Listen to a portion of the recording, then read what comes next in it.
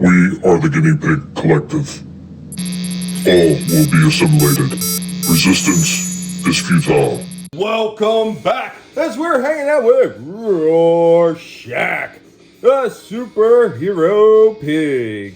Getting ready for Pigween sitting up in his candy corn bed, right, Rorschach? So, what do we got to show off today? This is one that I mentioned that we were going to be doing eventually, and we are doing it now. By way of Kenner through Hasbro, we have Marvel Legends, and we have the original Ghost Rider, Johnny Blaze, and his flaming cycle. I really do love this version of the Ghost Rider. This is the one I grew up with. They got a nice little backstory on the back of the box right there. I really do like that, and I would not have gotten this other than I do not have a Johnny Blaze Ghost Rider. The original Ghost Rider, unlike the Danny Ketch version much later on, didn't transform by touching the tank. This Ghost Rider actually created his cycle from the hellfire that shot from his hands. He also used that hellfire that shot from his hands to sear his victims instead of using a penance stare. But here we go with the little back of the back history on Johnny Blaze's Ghost Rider. Let's open this thing up and take a look at it.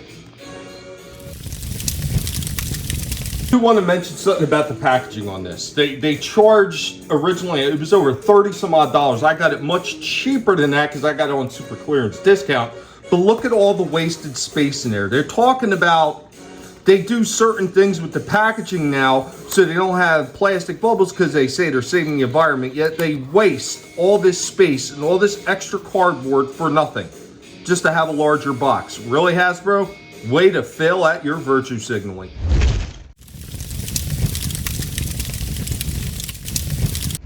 Right out of the package here we have Johnny Blaze as the Ghost Rider.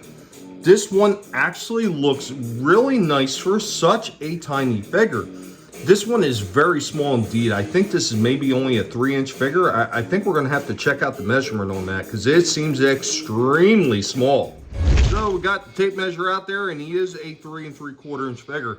I could just swear he looks smaller than 3 3/4 inch. I mean, maybe it's because I'm so used to all those large NECA figures. You can see he's a pretty static figure. He does have kick up and kick back with the legs, and they do kick back and forward quite a bit. He's got arm movement up here in both of the shoulders, and he actually does have a turn right here at the wrist. I guess that's for grabbing the motorcycle or being able to put his hands straight forward. Does the head turn? Yes, it does. A little bit on the tight side at first, but there it goes. If you set up a light just right behind him, you kind of get that effect like his hair is really on fire. I love when they do the semi-translucent plastics like that because it looks absolutely great on figures like this when you can have a spotlight behind them. Then here we go with the Ghost Rider and his Hellfire cycle. The cycle does have moving wheels on the bottom, and it does have a turning front fork, but it doesn't turn very much. It's very limited in how much it turns. And of course, you're supposed to be able to get the Ghost Rider onto his cycle, and you should be able to position his hands. Yes, you can. And he can actually look like he's riding his cycle.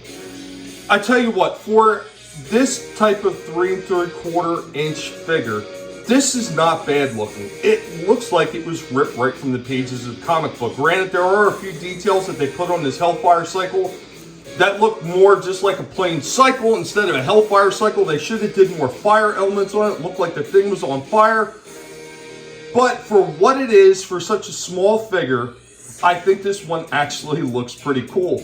There is no real articulation in this thing, and because of that, it's not like this thing is going to get a great score at all for being an amazing posable action figure. But for looking like the original character from the comic books, as best as they can in such a small scale, I would say that this one is actually pretty decent.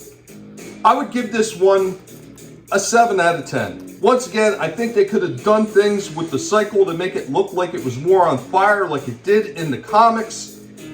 And they could have did away with these stupid little ghost stickers on the side and the damn dumb yellow light in the front. That is just kind of pointless. It really wasn't part of the original character or in the comic strip, so why include it?